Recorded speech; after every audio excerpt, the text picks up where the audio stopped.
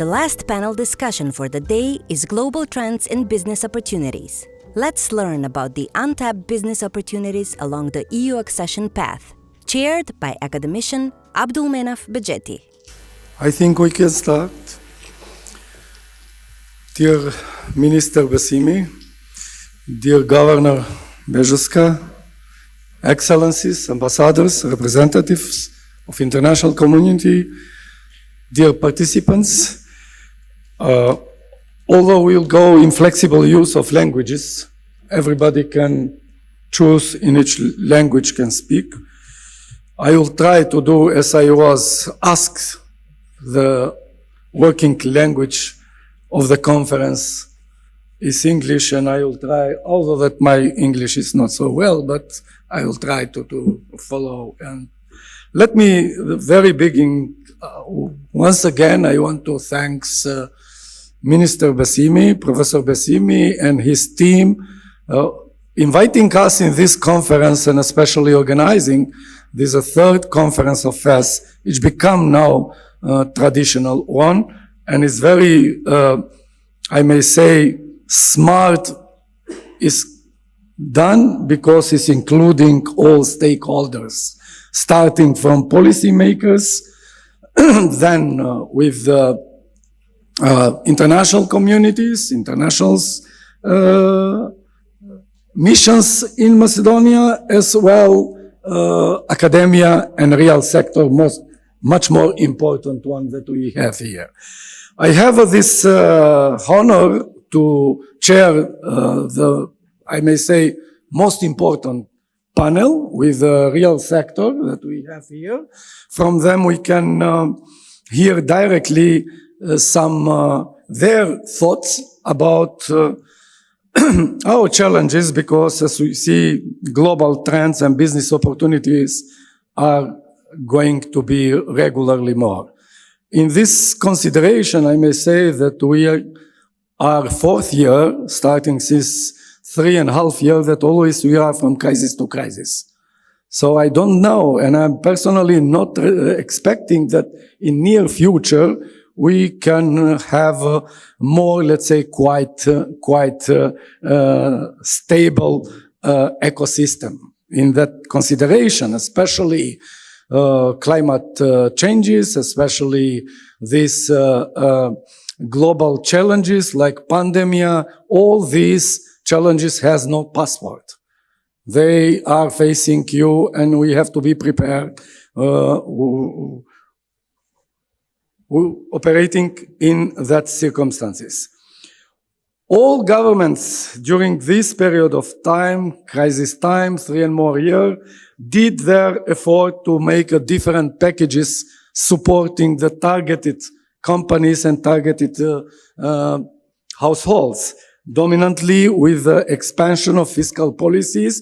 And they create some, let's say, situations that become later a boomerang.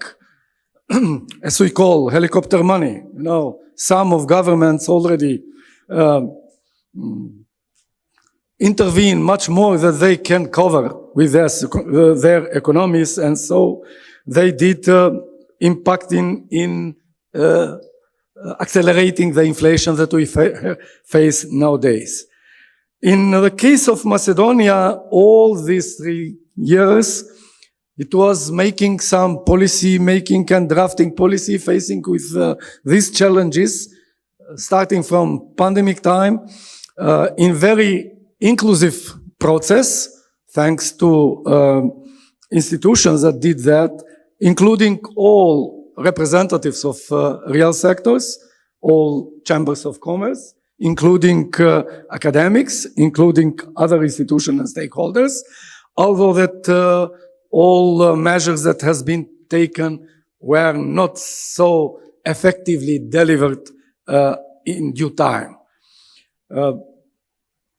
Not all of these measures has this impact as were planned that will have, but still we didn't measure it well what should be or what will be if those measures were not taken. So science is challenged to make this assessment later and to see the real impact. There are some beginning studies that we are trying to do, but we face a lack of data, and I am now asking here institution to answer in this our challenges. Usually during the crisis, during these challenges, we say that there are some, opportunities.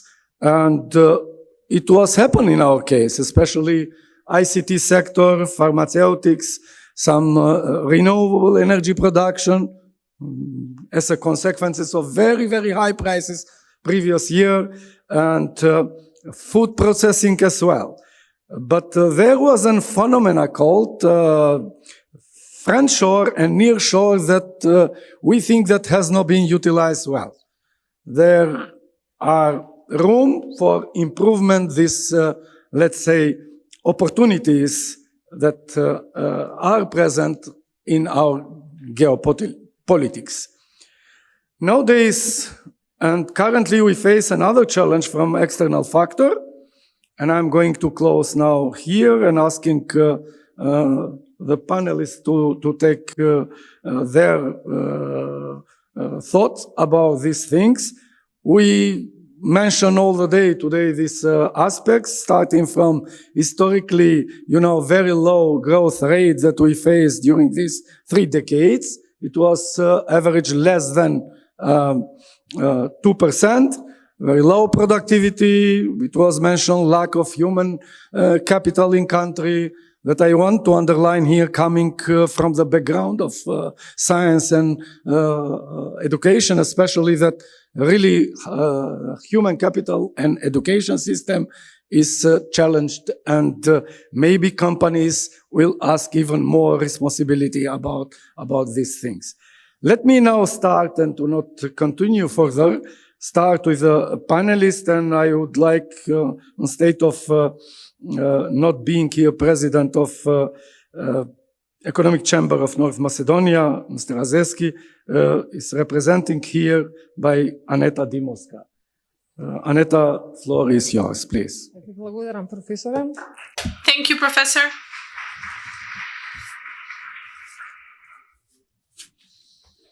Thank you for the invitation to the minister, from the Minister Besimi. I would like to apologize, since the president of the Economic Chamber of North Macedonia, Mr. Azeski, had to postpone his participants at this panel at the very last moment, and I hope that I'll be able to replace him at an appropriate level and manage to open up various topics during this panel discussion, which should refer to global trends and business opportunities. If we were to talk about global trends, if you ask me, the key challenges or trends in the upcoming period that will be challenges for the countries and businesses, and also some sort of opportunities, are related to the growth of population and on a worldwide level, and migration. On the second place, the development of AI, the digitalization and automation, and on the third place, climate change and their influence over the environment.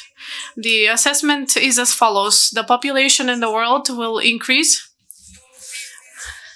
Until 2030, we expect world population to reach 8.5 billion people, out of which a great percentage of which the people over 65 will increase. 2/3 of the population will live in cities, which will mean a change of the structure of the market and the needs and habits.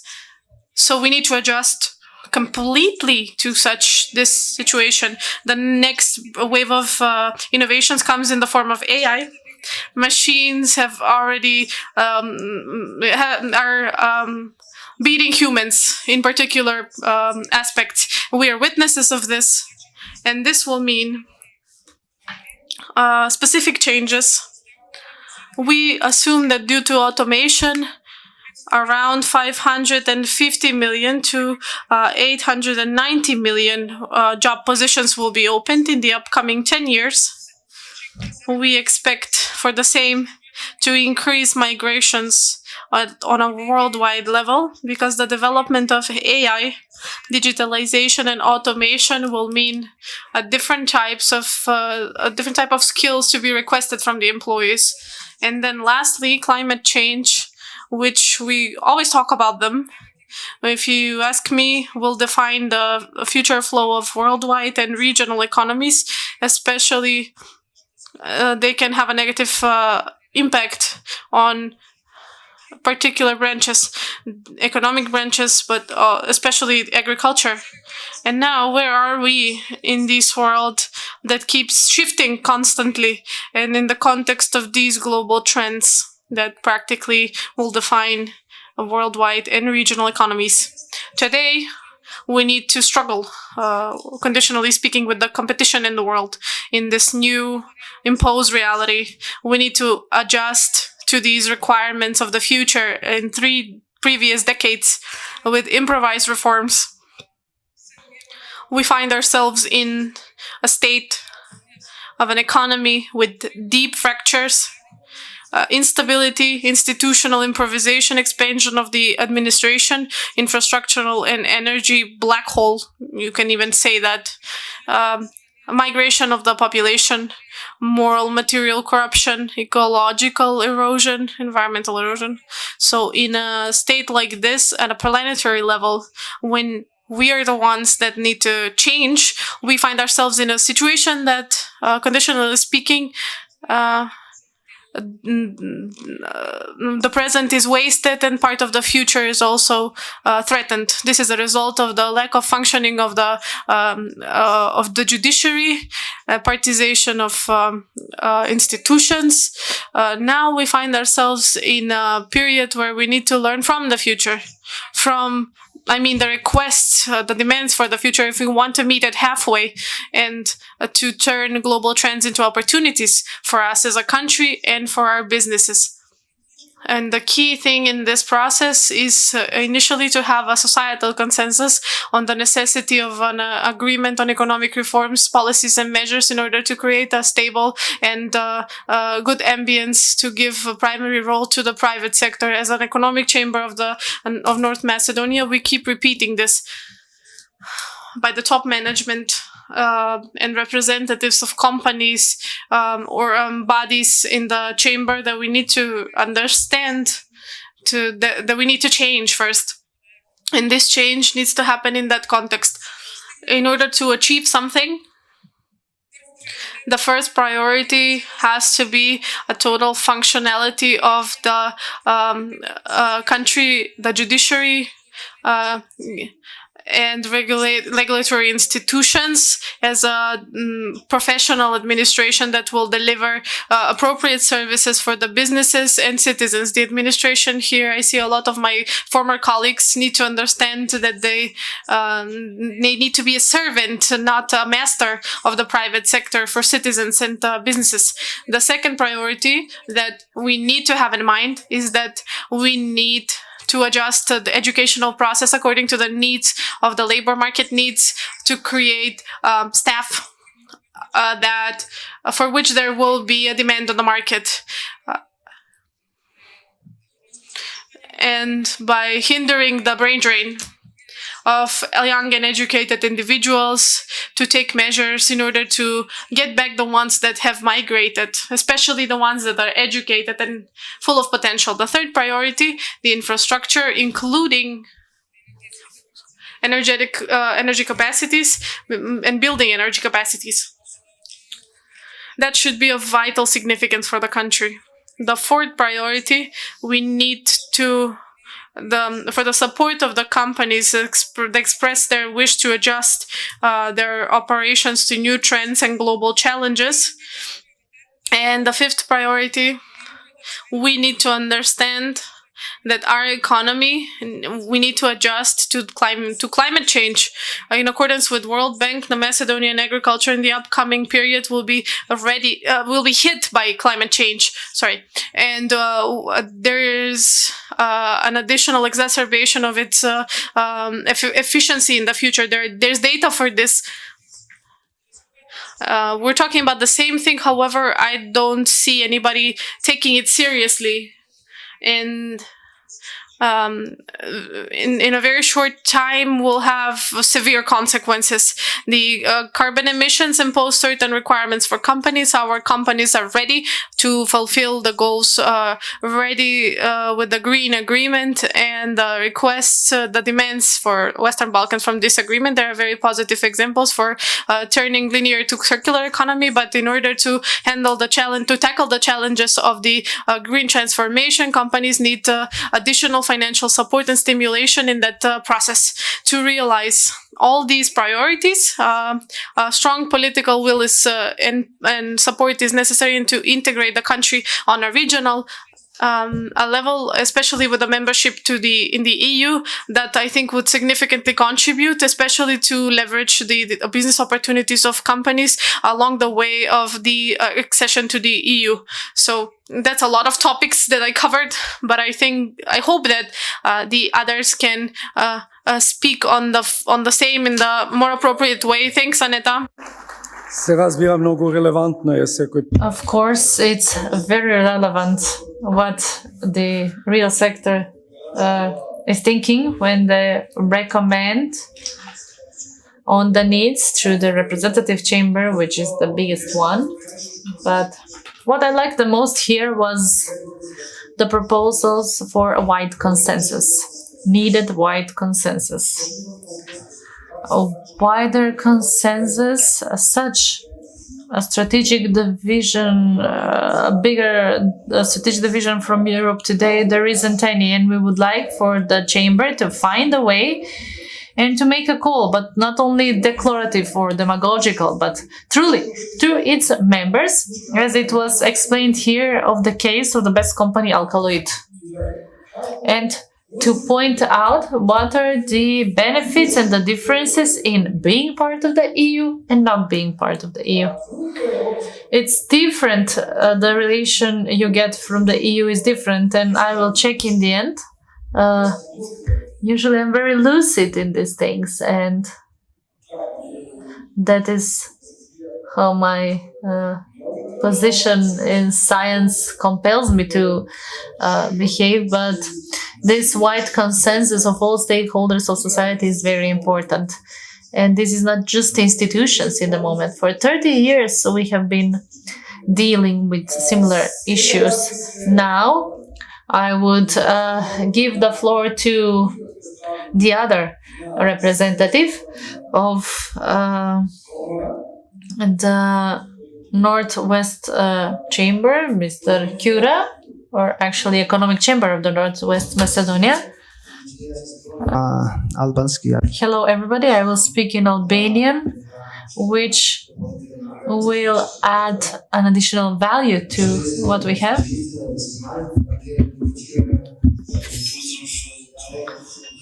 I would like to thank Mr. Besimi, who gave us the opportunity to express our positions as the Economic Chamber of Northwest Macedonia.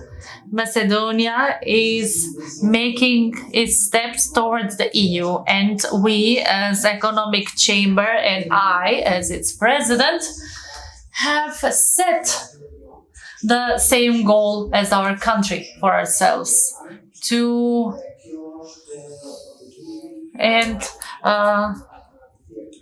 that is something that is the only alternative for us.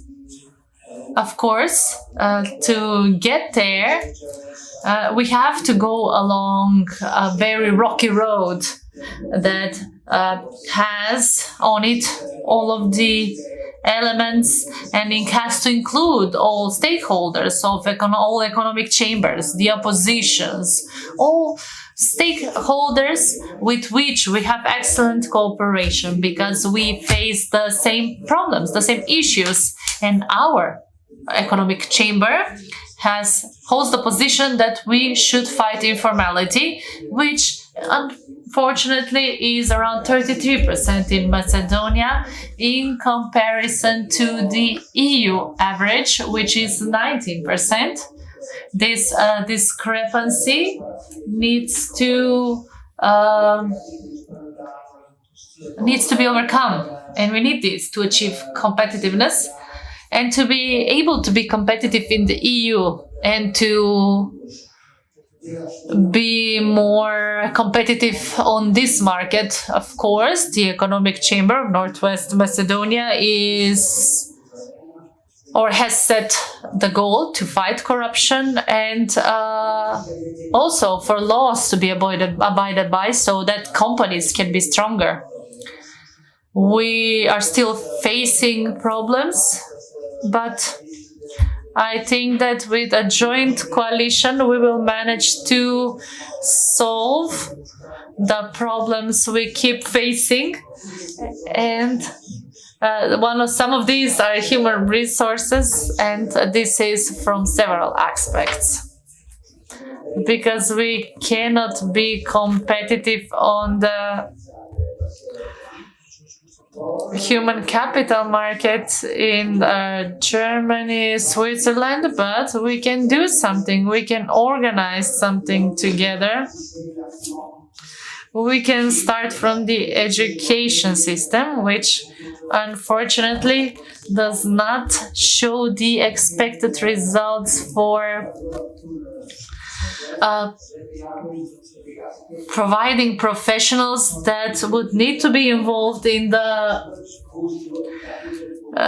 labor market and for them to be able to offer their professionality in the labor market. This is the area we have to keep working on, and among the priorities of our chamber is to draft a joint plan which will be for at least 10 years, and that in the future 10 years would redirect the young and show them which area they should focus on so that they are more marketable on the labor market. And of course, we have other needs, other possibilities, like preparation for digitalization of companies. And this is, and what is current right now, the AI. So that we can make a step forward in the economic area, because together we will manage to be more competitive in the EU.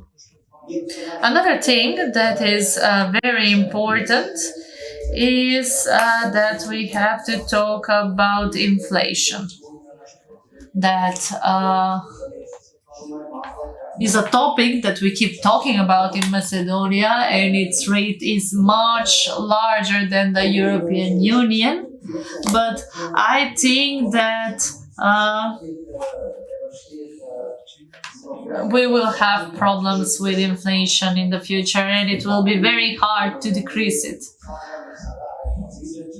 Fortunately, the average salary is increasing, but we have a different problem, because the majority of companies in Macedonia developed through crediting, and this crediting this year is a bit more difficult because the rate is from 3.2 to 6.5, which is around 7% of increase, which I think influences inflation quite a lot.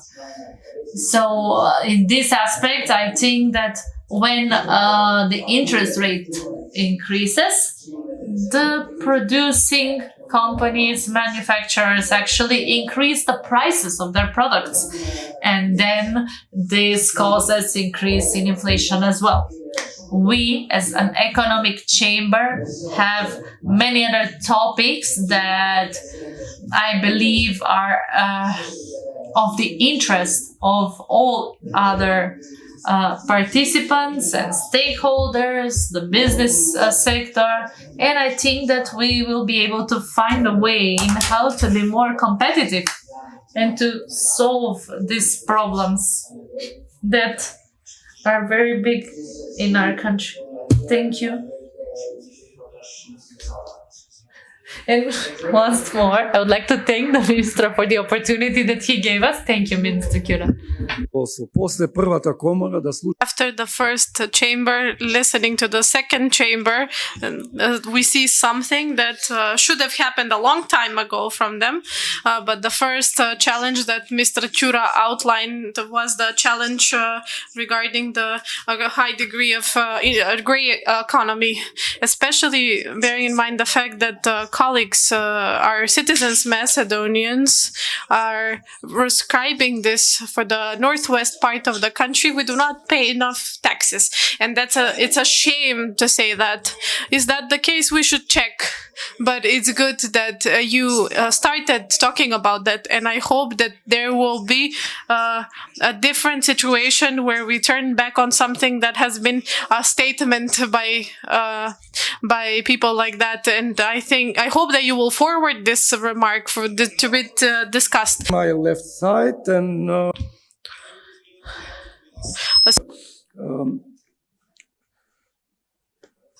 Mr. Angelovski, Trajan, floor is yours, please. Ви благодарам. Thank you.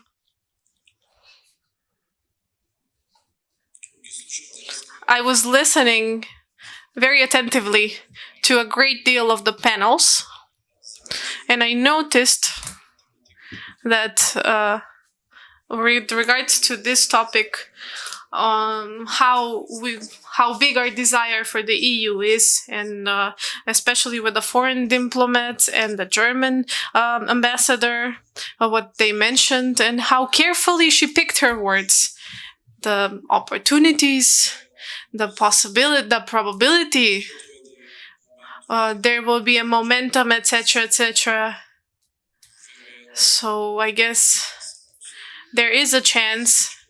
However, we expect that the biggest chance we are making on our own, and we are providing it ourselves. How close are we to the European Union? As people working in the real sector, we see this on an everyday basis in various ways. Around 40 years ago, probably, when the academician was younger, he could buy a train ticket from Skopje to München. However, today that is impossible. I believe that he could buy a train ticket for a ride to Milan as well. However, there was a train ticket to Thessaloniki as well up until a couple of years now. That option is is not there. Regarding the infrastructure and the fundamental basic thing that we should have, if our tendency is towards, if we have the national consensus, even apart from the political issues, and NATO and European Union in this country has already become something established. And the political will and political statements and the field condition, especially with regards to the economic plan, there's a huge discrepancy, in my opinion. Why is that the case? Probably there is no national strategy, not a sufficient national strategy, regardless of which party is in power. We should learn to monitor, to follow the interests of the country, and work in that regard. We should conduct reforms. Unfortunately, we are not conducting them sufficiently. We are convinced that such a country with such public enterprises that are in a clinical coma, whether we will become part of the EU is quite suspicious. Regarding the public administration, I assume that will be the first big challenge if the chapters were to open up. Digitalization. With the colleagues from the economic chambers, we have talked about it for various years as a concept, and we're making pressure with regards to that field with the representatives. However, this is a very slow process. And these days we hear the question of the price of the food products. Macedonia has signed an agreement for stabilization and association with the EU, and there's a system there that outlines the following. In a couple of years, the customs were not in place for the Macedonian products, and now we can work in the EU without customs. There are some limitations for particular products. However, our customs tariff, to put it bluntly, is disharmonious as opposed to the European Union. If we really have the desire to make a European ambience, it's logical to even out the customs rate with the EU. There we have signed an agreement for a session where every year per percent they should be corrected. And I think that the last correction only happened a couple of years ago. And we had strong remarks because the big foreign investors do that usually, and the government kind of enters in a particular tailor-made decisions for that company. And that's when they get abolished. If we are honest and if we want to get closer to the European norms, we need to create European conditions. And one of the more important questions that my colleague mentioned regarding climate change. A year ago, we had a very difficult energy crisis with the price increases. A lot of industries and companies were hit. And in the midst of that accident, there was a positive momentum. We as businessmen learned how to read the energy bills. Up until then, we didn't do that because maybe it wasn't relevant for us. And a lot of companies started investing. Now, currently, even the Prime Minister mentioned there is a huge investment in green technologies. However, I think that here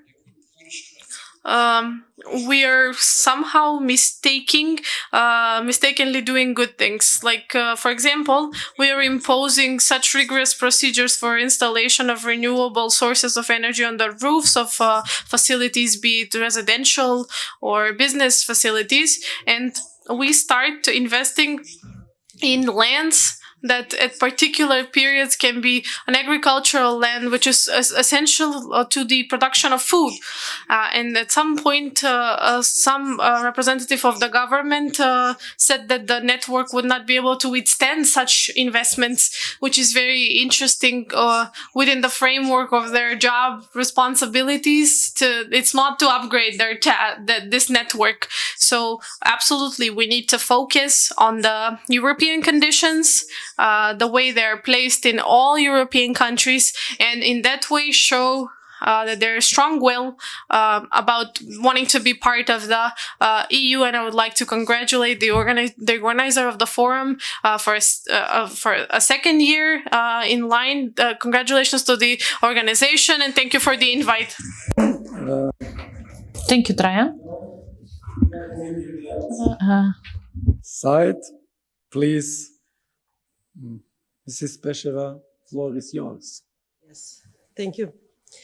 Najprvo da se zablagodarim na... First of all, let me thank the minister and congratulate the deputy minister and all the organizers from the Ministry of Finance for having organized this third year in a row, because it's turning in quite a good practice. And I really like the informal title of this event, that it's called Europe, Yes, Europe Now. And I think that all of us know the answer here, that we are all in favor of Europe, yes. And how will we reach this position where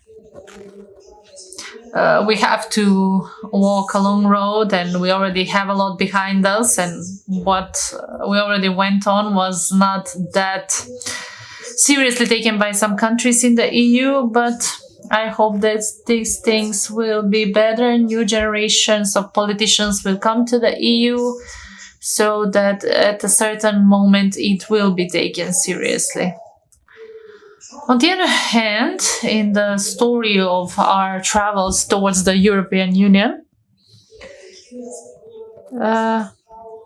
we always talk about this digitalization for a long time, and I think that we will skip this period because, as Aneta says, my namesake, we will continue into artificial intelligence and machine learning and deep learning, which I, as an engineer, can tell you that this is way far from the digitalization we've managed to implement so far, because these are completely new sciences that are not based on programming languages.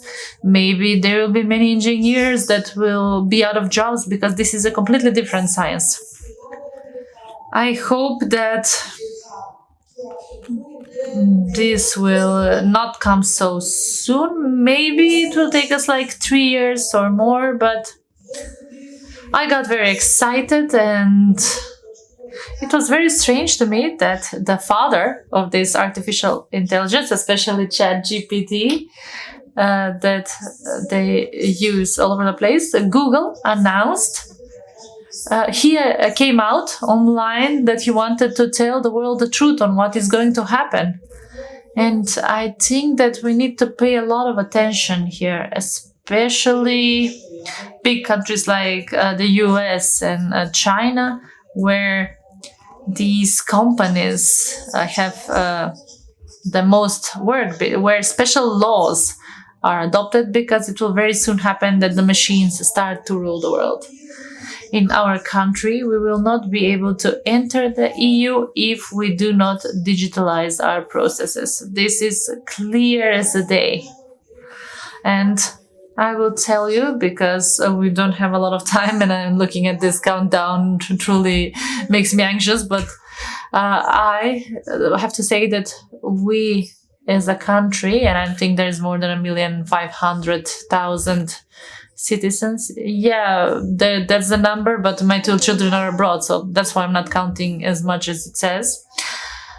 I am telling you that we need to have urgently a single digitalization strategy. I've been talking about this topic for a very long time, and I'm very happy that many ministers, the president, they all started talking about digitalization. And do you know what we actually did? We did 6 or 7 strategies. And last week, Ministry of Information and Administration called me. The president called me. All of these different institutions call me for different strategies. And I keep telling them, let's adopt one strategy. Let's adopt it properly in the parliament. It doesn't matter who is in power, for this to be the strategy that will be abided by. I'm sending officially a message here to think about this seriously, and for state authorities to check and see how many different strategies are being prepared, how many different ministries are working on these organizations.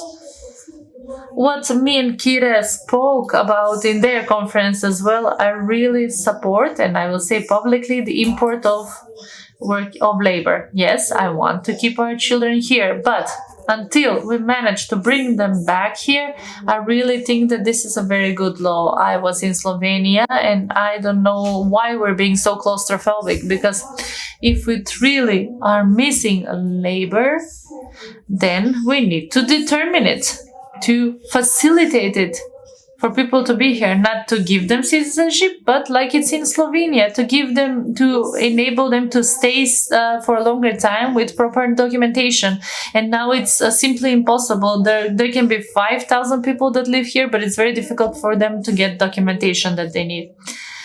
And I think I heard the Prime Minister saying this morning that I don't know whether the European Union wants within the EU to have borders. Yes, they do, but I have to tell you that we in the IT sector have no borders. We are already in Europe. Such growth our industry has had that it's incredible to look at it. When I checked the numbers, each time I was incredibly surprised. We have such a big growth of the industry that the salaries currently in the IT industry have reached up to 2,650 euros, which is incredible. And a growth on a quarterly level, they grow 70%. What does this mean? It means that we're one of the best industries and we're not requesting anything from anyone. But this does not mean that laws should not facilitate this. To be able to bring back all of these young people. Germany has taken our workers, but engineers come back from Germany. You should be aware of this. There's a tendency here that we've noticed, and I think that what is good and what is an upward trend should be used. Thank you. Thanks, Aneta, especially for outlining the need for the liberalization of part of the market, the labor market, regarding experts in the ICT sector, because they overdid it with demands for higher salaries. I think that it's understandable for the government to pay heed to protect the internal resources in the country. However, not up to that point. Those are not. It's not about citizenship. It's about residence and getting the license to work. And if the market in a regional and global context shows us that we need such salaries, then the economy will probably accept it, calculate it, and that's what the economy will be, actually. So now I would like to go back to my left, and I would like to invite Mr. Davidkov as the president of the board of directors of MCHAM.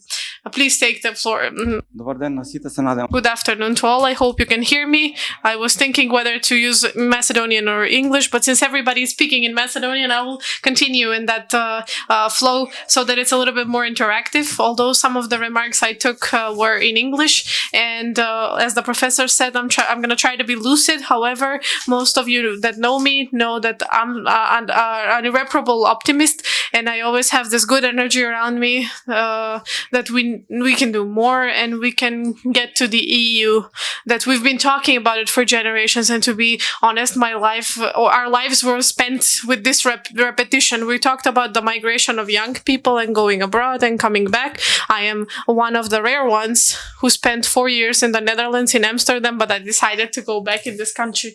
And now we can agree on the fact that we can do good things even here.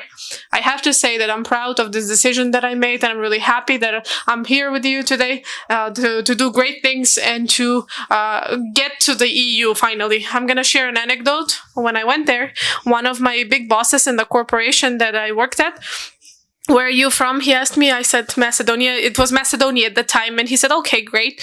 And I asked, do you know anything about Macedonia? Yeah, he says, I know a lot of things. I know that you were at Eurovision.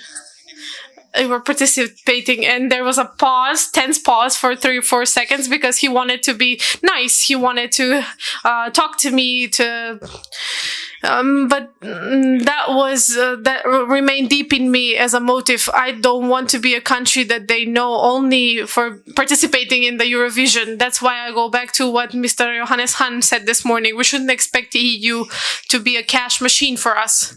What we need to think in that regard, and that's how I think, what we can offer the EU, what will Europe use from us, and not to expect grants to be flowing in the cash machine. Like Europe is going to come in and solve all our problems, right? I have to say that we're almost at the end. This is the last panelist, and it's very difficult to make points that weren't previously mentioned. So I'm trying to take out some messages that remained in my subconscious today. The minister Besimi mentioned that we go up to 3 times. The first time was an incident, the second time is a coincidence, and the third time is a legacy, or whatever we call it in Macedonian. Regardless, MCHAM last year made a mistake. This year they made a coincidence, and I hopefully think that we'll be partners and supporters of this forum. And I'm going to use this opportunity to congratulate the minister and deputy minister and all these participants of this forum, where we draw a great parallel between the creators of public opinion and we as the public sector. I would also like us to make a reality check, as we would call it in English, and in the spirit of my optimism, I think that we're not that bad. So if yesterday I was analyzing the data on the Macedonian market, the public data, the stock exchange, and I couldn't find any issues with the companies that were on the list. Just an initial screening of the data was carried out by me without delving into details. We're doing pretty well, and I think that as a society and a business, be proud that even in COVID crisis and this energy crisis and with the war in Ukraine and Russia, we're finding a good way. We're resourceful. Sometimes we forget that we need to tap ourselves on the back and to say, hey, we survived. Also, another thing that reminds that was important was last year's speech. The exit for countries, small countries like us, is good infrastructure and nearshore. If I'm not mistaken, every other speaker used nearshore, the terms, and friendshore. I also like that one. We are friends, because we are having situations like that in an increasing fashion. I'm going to share two perspectives. The first one is AmCham, the institution that I'm currently representing. We have like 10, 15 very high quality nearshore companies that are important members of our chamber. And the corporation that I come from, I can say in 2 years grew from 50 to 170 employees. It's going to reach 250. That's a future that we need to take very seriously for what matters. Maybe we're the new Slovakia, hey? And we should focus on the fact that Slovakia is being sold out, so we should find another way of working. Looking forward, we should always look ahead. That's the intention that we get when others open up chapter and close them. We kind of seem to be going back all the time without closing them. So if we want to go ahead forward and to start opening chapters, we need to close centuries. So this is a direction in which we should move on. Just to go back to AmCham, I think that in AmCham I can share the fact that we did a lot, and we're thinking strategically in terms of how we can support the business community and the government. So in general, we're working in ERG in two directions. That is the green economy, the youth taxonomy, and all of these renewable moments. But I need to mention it's not only a climate change. We come to the second moment, social governance, which I think that as a community we have quite a lot to do as a business community, and AmCham will be a supporter and organizer of a platform such as this. On the other hand, we devoted a lot of time to regional cooperation, because I think that as AmCham, we believe that's something important for us as a country. I'm proud to announce that in Skopje, in the spring, all our neighboring AmCham coordinations were in Skopje, and I have to outline Greece and Bulgaria and Serbia and Albania and Kosovo. We were in Skopje to discuss in terms of how we can employ together and how we can help support this economy. I personally think that this was also mentioned. We are blessed. Some of the speakers also mentioned this because we're on the crossroads between Corridor 8 and 10. And I always keep saying that Skopje is the Brussels of the Balkans. We need to repeat this very much more frequently, and we need to capitalize this regional cooperation. We need to know that there is benefit, that we are blessed, as the speakers say, to be part of this, to be at this crossroads. And I'm gonna finish it because we're under the time is chasing us. It's very easy to build bridges. We're building very nice bridges. However, sometimes it's very difficult to cross them. I'm moving on to the let's move these bridges, regardless of how nice they're built. The thing is to actually cross the bridge instead of building it. That's where I end. I hope that next time I'm gonna go to Europe, they're gonna know me for alkaloid. They're gonna know me for the products of alkaloid or anything else that or Philip Morris has another anecdote interesting to share. So I think that we will be able to support the successful story of our members. Thank you, Dragan.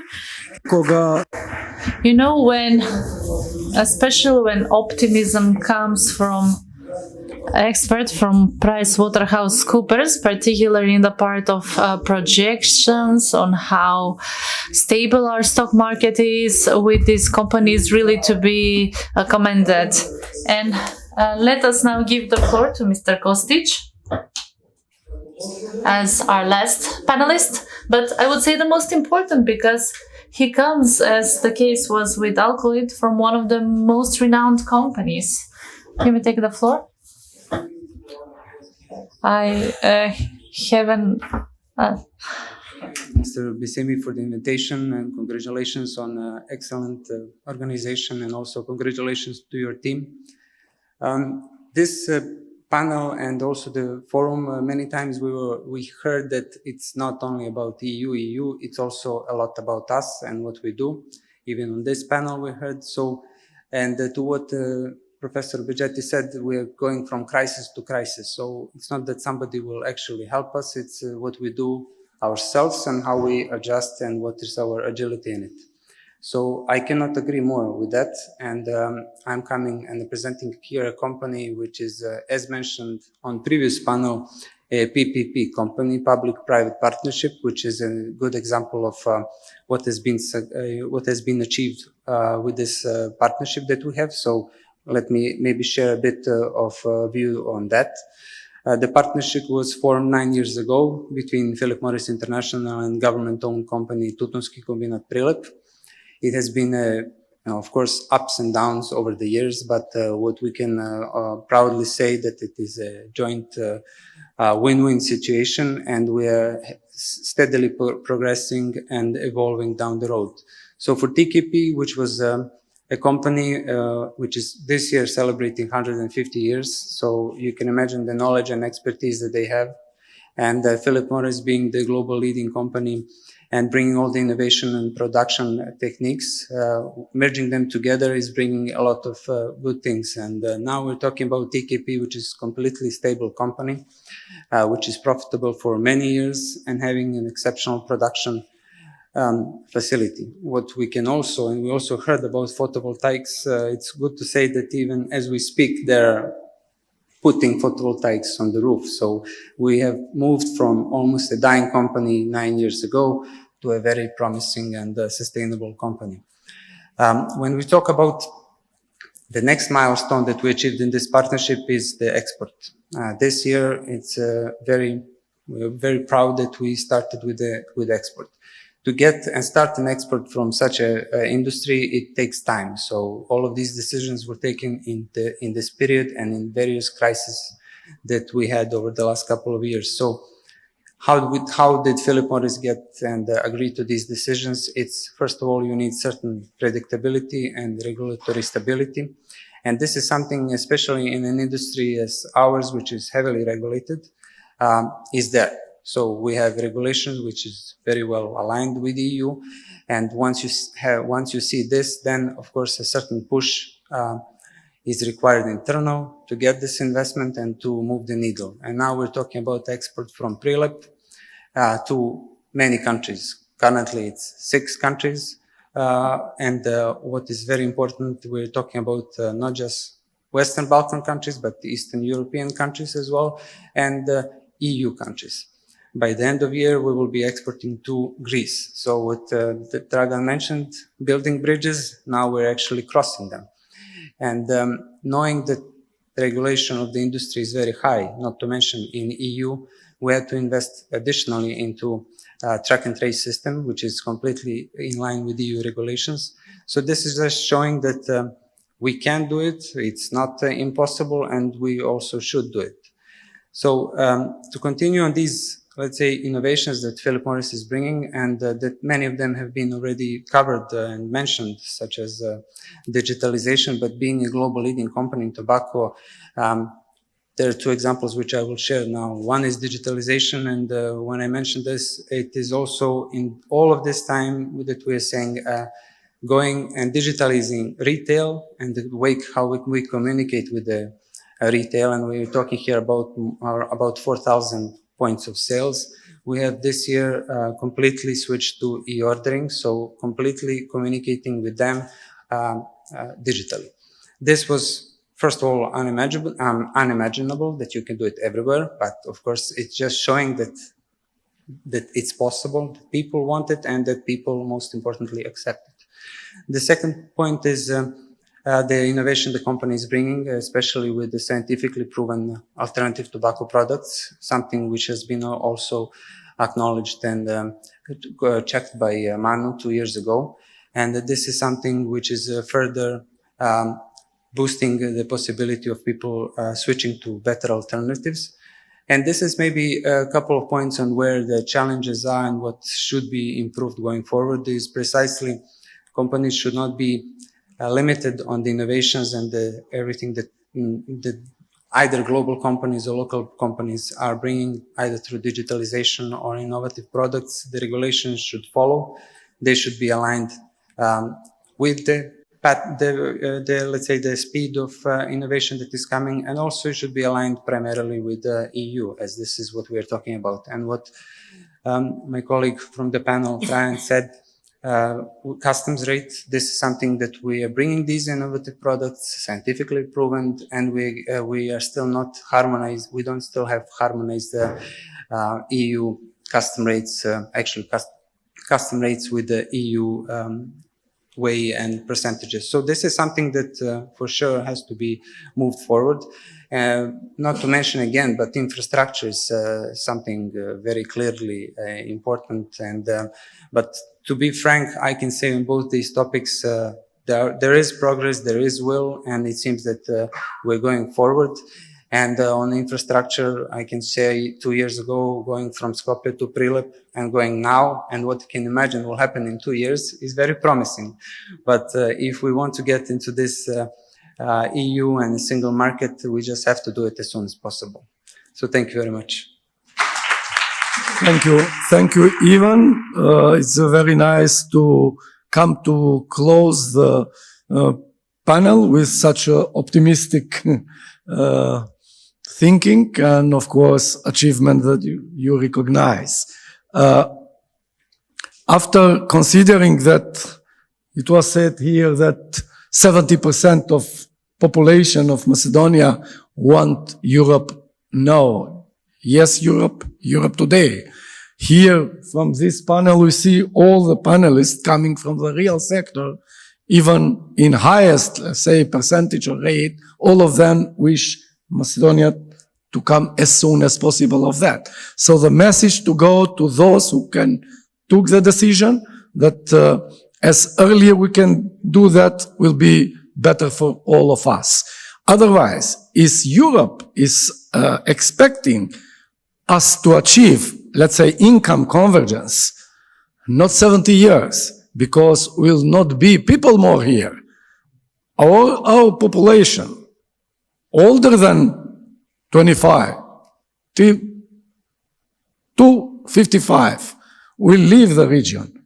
And there is nothing about that. It's only, as was mentioned, less than 15 million people. Doesn't mean that statistically we are more than 20 million.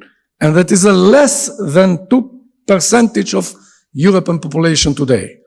So people are going to Europe if they are not geographically accepting us of this. Let me once again thank all the panelists participating here, and because I was asked from Minister of Finance, Professor Besimi, to close the conference as the last panel, I want to close the conference and wish the next year to be again organized in traditional way and participating also with private sector more in part of organizations. Thank you very much.